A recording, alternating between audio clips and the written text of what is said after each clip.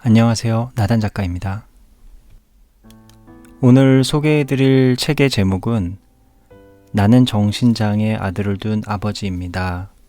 라는 책입니다. 사실 이 책은 오래전부터 읽어봐야겠다는 생각을 했는데 마음이 너무 아플 것 같아가지고 사실 좀 미루어뒀던 책입니다. 그런데 막상 책을 읽고 나니까 배운 것도 많고 제가 잘못 알고 있었던 그 조현병에 대해서도 많이 이해할 수 있었습니다. 책의 부제는 아무에게도 말할 수 없었던 20년간의 처절한 삶의 기록. 책의 부제에서 유추해 볼 수 있듯이 작가님의 그 아드님이 조현병으로 처음 이제 고통을 겪고 그 기간이 거의 20년에 걸쳤다는 어떤 그런 내용입니다. 책에서 제가 배운 것 중에 몇 가지 사실이 있는데요. 우리나라는 전체 국민 중 약 25%가 정신질환을 앓는 경험이 있는 것으로 조사되었다. 조현병은 정신질환 중에서도 도파민이 과잉 분비되면서 발생하는 병이라고 했다. 전 세계 조현병의 평생 유병률은 1%라는 통계가 있다. 우리나라의 경우 약 50만 명으로 추산된다. 그들의 가족까지 포함한다면 200만 명이 넘는 국민들이 조현병으로 고통받고 있는 셈이다. 이렇게 정신질환은 우울함, 외로움, 불안, 불면 등을 모두 일컫는 말입니다.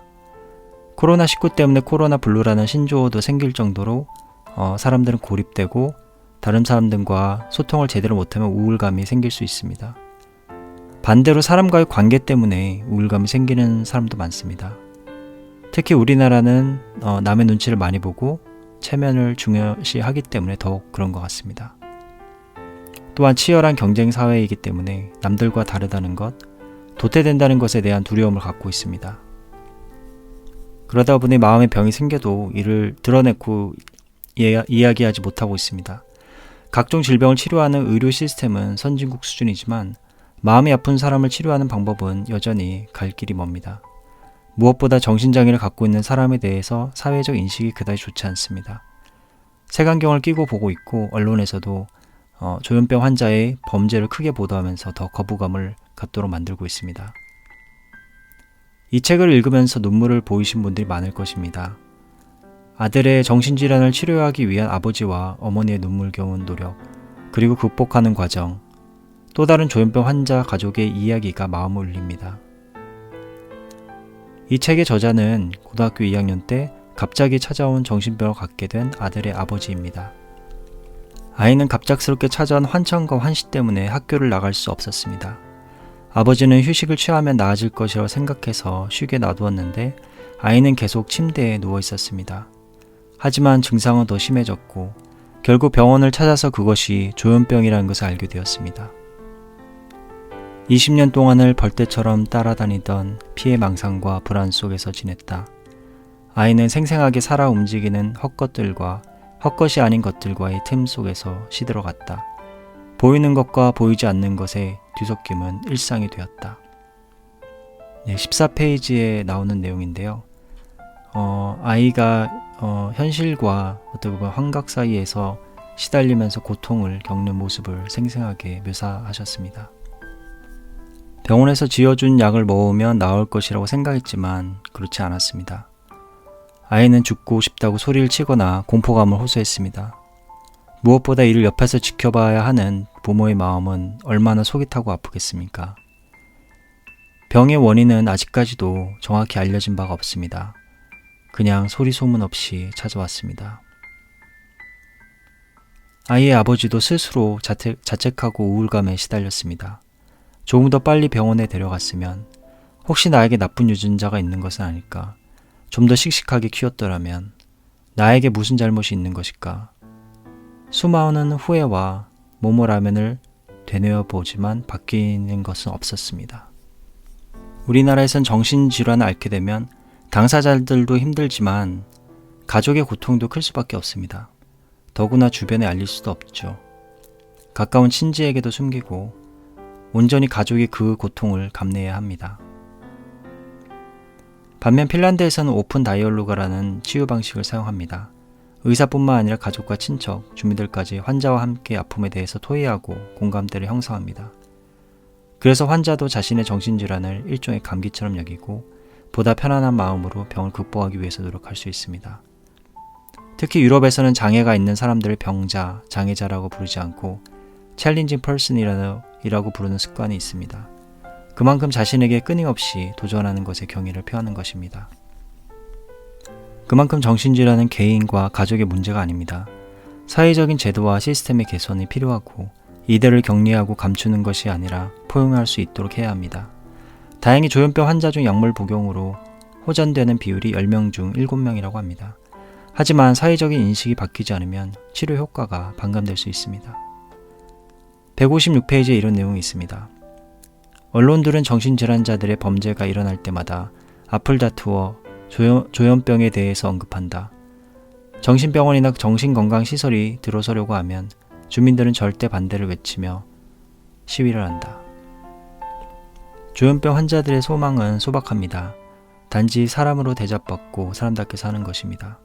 이들이 조금 느리고 어눌하더라도 이해를 해줄 수 있는 따뜻한 시선도 필요합니다. 우리가 수많은 난민이나 암 환자, 빈곤을 겪는 아이들을 보면서 동정심을 느끼는 것처럼 이들에 대해서도 마찬가지입니다. 단순히 미친 무엇이라고 여길 것이 아니라 감기와 같은 병을 앓고 있는 한 사람으로 생각하고 대해야 합니다. 다행히 꾸준히 병원에서 치료를 하고 운동을 하면서 아이는 점차 정체성을 찾기 시작했습니다. 보디빌더 대회에도 나가고 생활체육 지도사 2급 자격과정도 수료했습니다. 더군다나 자신보다 더 증상이 심한 환자들 보면서 스스로를 돌아보게 되었습니다. 89페이지에 있는 내용입니다. 영영 날지 못할 것 같았던 새가 날개짓을 하며 창공을 향해 날 준비를 하고 있었다. 그 후로 가족은 무려 20년간의 피눈물 나는 세월을 견디면서 살아왔습니다. 지금 저자는 이들과 가족의 아픔을 널리 알리려고 노력하고 있습니다. 이 책을 집필한 것뿐만 아니라 다양한 공동체 활동을 통해서 조현병에 대한 잘못된 편견을 없애고 이들이 보다 나은 세상에 잘 적응할 수 있도록 앞장서고 있습니다. 작가님은 정신건강 가족학교를 만들어서 질병의 치료와 회복, 사회적 역할 찾기 등에 대해서 세미나를 열고 가족들과 함께 토의하고 학습을 하고 있습니다. 145페이지에 나와 있는 내용입니다.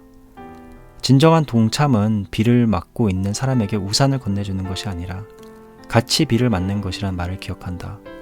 공감을 통해 하나가 된다는 말은 나를 확장해서 당신과 같이 한다는 의미다. 이 책을 계기로 조현병에 대한 바른 인식, 그리고 가족들이 겪은 수많은 고통과 인내의 세월을 간접적으로라도 느낄 수 있었습니다. 물론 당사자가 아니라서 이런 말을 하는 것도 조심스럽습니다. 과연 이해라는 말을 할 수 있을까라는 생각도 듭니다. 또한 사회적 시스템의 개선이 필요함을 절감하게 되었습니다. 무엇보다 이들을 환자가 아니라 같은 동반자로 바라보는 시선과 공감을 하는 것이 중요합니다. 사실 우리는 치열한 사회를 살아가면서 무사히 살아남았다는 안도감을 느낍니다. 그 전투에서 수많은 상처를 입었지만 어쨌든 두 땅에 발을 딛고 서 있는 것입니다.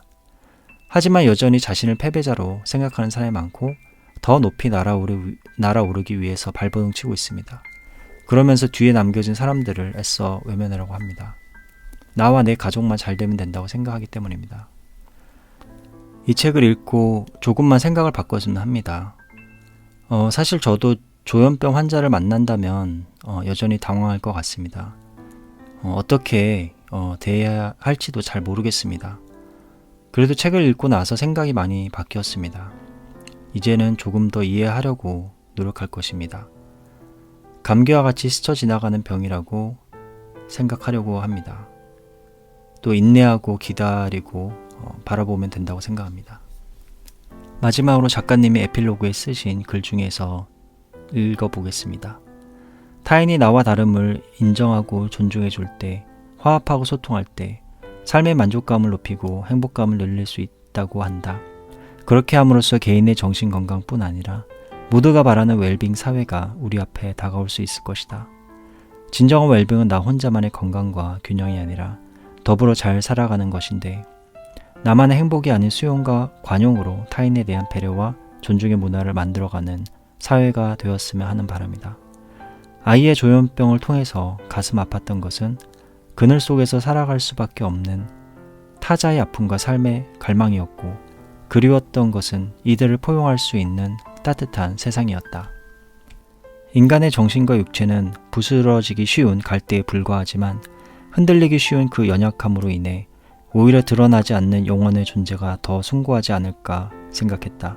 정신의 아픔으로 신음하고 있는 사람들이 빛을 찾아갈 수 있도록 도움의 손길을 주었으면 하는 생각이 간절했다. 혼란과 고통의 시간 속에서 자신의 영혼이 구원되길 절실하게 바라고 있을 이들에게 관심을 갖고 배려할 때 우리는 진정 아름답고 차원 높은 삶의 향기를 간직하고 살아갈 수 있을 것이다.